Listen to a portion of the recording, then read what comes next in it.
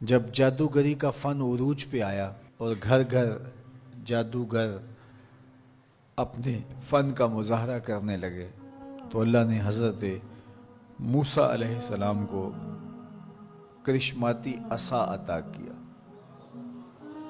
جو جادو کے فخر کو توڑ کے رکھ دیتا ہے. کبھی اژدہا بن جاتا ہے، کبھی ٹارچ بن جاتا ہے، کبھی اتنا لمبا ہوتا ہے کہ پتے جھاڑ لیتے ہیں، کبھی ٹیک لگا کے کھڑے ہو جاتے ہیں. تو یہ عصا ان کو بطور معجزہ عطا کیا گیا جب جادوگری کا فن پورے عروج پر تھا.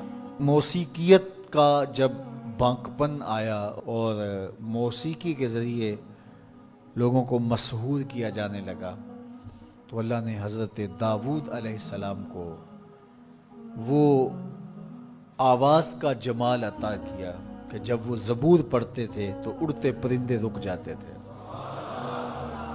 ایسا حسن عطا کیا.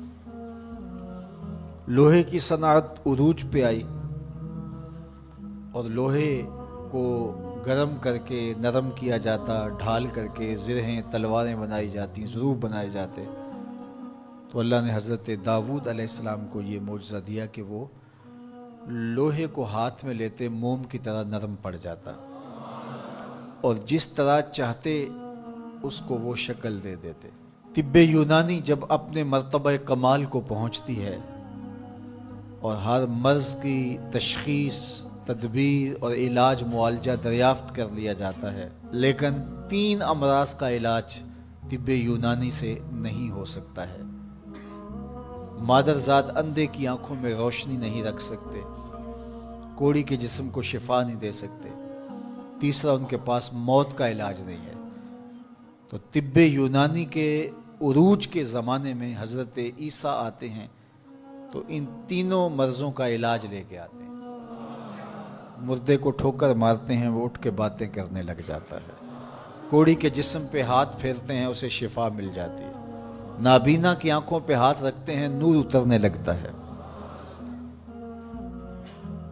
مصر کے کوچہ و بازار میں جب حسن والوں کے حسن کے چراغ جلنے لگے اور ایک سے بڑھ کر ایک حسین دل لبھانے لگا، ان کی عشوہ ترازیاں نیندیں اچاٹ کرنے لگیں تو اللہ نے حسن و جمال کے زمانے میں حضرت یوسف علیہ السلام کو معجزہ جمال دے کے بھیجا. اور جب ان کے جمال کا، حسن کا چراغ روشن ہوا تو سارے دیے بجھ گئے، اور جنہیں ناز تھا اپنے حسن پہ وہ اپنی انگلیاں کاٹتے ہوئے دکھائی دیتے. تو ہر دور میں ایسا ہوا. آپ انبیاء کی تاریخ پڑھتے جائیں اور ان کے معجزات دیکھتے جائیں اور اس دور کا عروج اور بانکپن آپ کو جو ملے گا، معجزہ اس کا توڑ آپ کو نظر آئے گا. جب میرے اور آپ کے آقا و مولا تشریف لائے تو زبان و بیان کا عروج تھا، قرآن دیا گیا.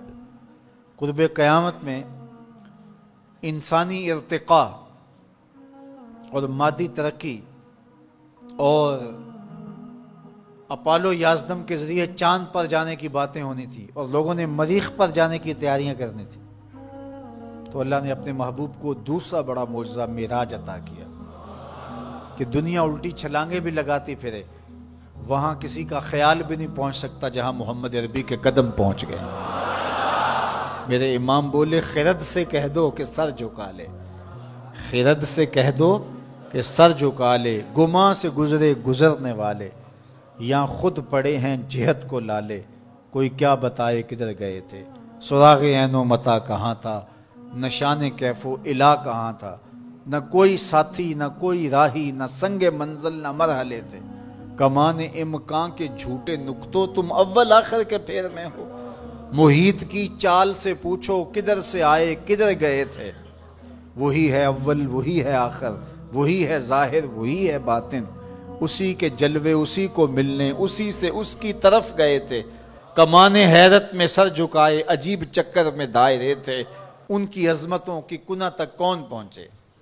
یہاں تو جبریل بھی ہاتھ باندھ کے کھڑے ہیں. جب جبریل نے کہا کہ حضور آگے میں نہیں جا سکتا تو کہا وہی لانے والے اب آنا آگے، جو در دوستی مخلصم یافتی، جب دوستی میں تو نے مجھے مخلص پایا ہے تو پھر راستہ کیوں چھوڑ رہا ہے.